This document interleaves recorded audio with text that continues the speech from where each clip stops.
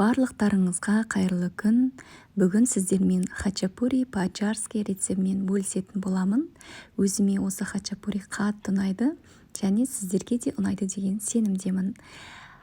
Ең алдымен бізге 400 грамм ұн және де 1 ас қасық қант, 1 ас қасық ашытқы, 1 шай қасық тұз, барлығын жақсылап араластырып, үстіне 2 ас қасық сұйық майымызды қосамыз. Және де жақсылап араластырғаннан кейін 250 мл жылы сүтімізге қамырымызды илейтін боламыз.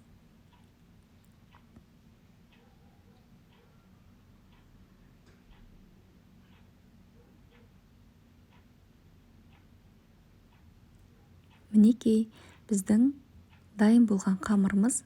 Енді бетін жауып, жылы жерге 1 сағатқа көтерілдіргенше қойып қоямыз. Оған дейін аралықта сулугуниді теркадан 300 грамм сулугуниді өткізіп дайындап алып қойсаңыз, өзіңізге жеңілірек. Мінекей, біздің қамырымыз да жақсы көтерілді. Енді осы қамырды 2 бөлікке бөліп, жақсылап тұрып, оқтаудың көмегімен жайып аламыз.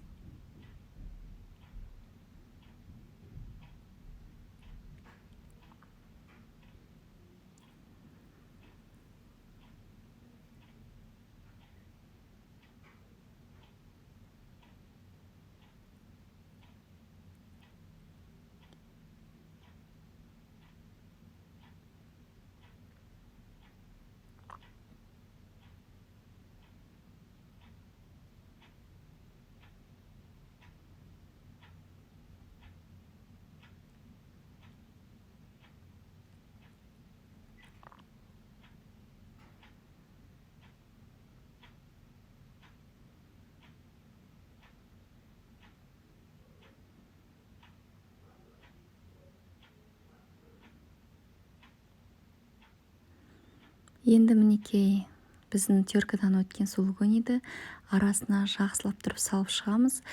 Егер де көбірек салсаңыз, хачапури өте дәмдірек болады. Сондықтан да молырақ салғаныңыз өздеріңізге жақсы.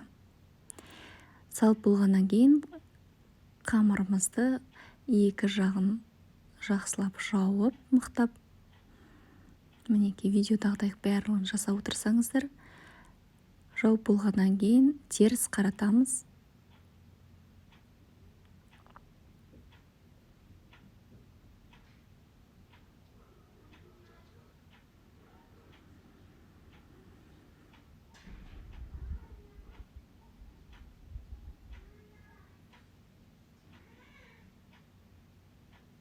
Және ортасын пышақтың көмегімен кішкене тіліп, қолдың көмегімен ашып жібереміз.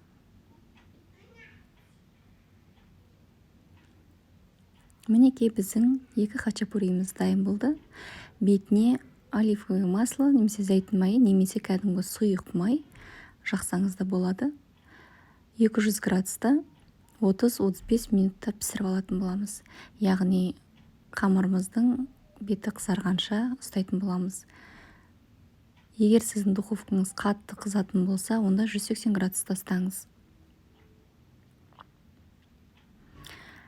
Мінекей, біздің хачапури дайын. Үстіне 1 жұмыртқамызды саламыз және де сары май салып жіберсеңіздер, өте керемет дәмді болып шығады. Ас болсын.